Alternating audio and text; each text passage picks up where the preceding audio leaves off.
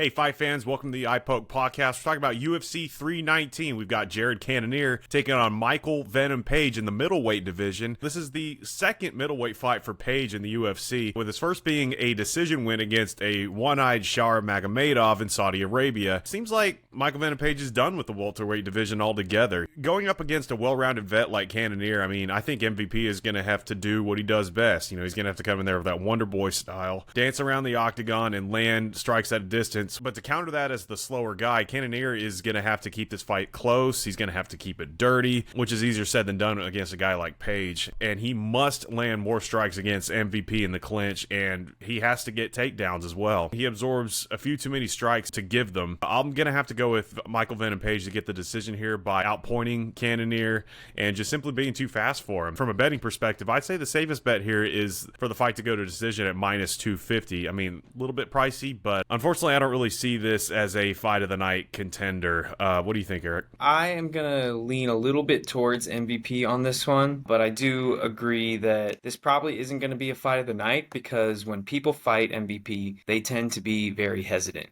Douglas Lima kind of showed us the blueprint of how to beat him. It's to counter him as he's coming in. But MVP moves back so well that you can't chase him. Your best bet to counter him is going to be whenever he comes in. Not only does he have really good movement forward and backward, he's also very long for the division. Part of why his movement is so good is because he stands with a very bladed stance. He isn't squared up like a lot of traditional kind of Muay Thai fighters are, and that allows him to move forward and back. Think kind of like Wonder Boy, but that also makes you very susceptible to leg kicks because you're not able to turn and check them as easily. Basically, your hamstring, the whole backside of your leg, is exposed. If you can land that kick as he's coming in, it's going to throw his balance off. If you try and chase him and go for that kick, he's just going to back up and counter you because he has that reach advantage over pretty much everyone he fights. Jared Cannonier is tough. Remember he used to be a heavyweight, so he is used to fighting taller, longer guys. It's not just about being forward aggressive when you fight MVP.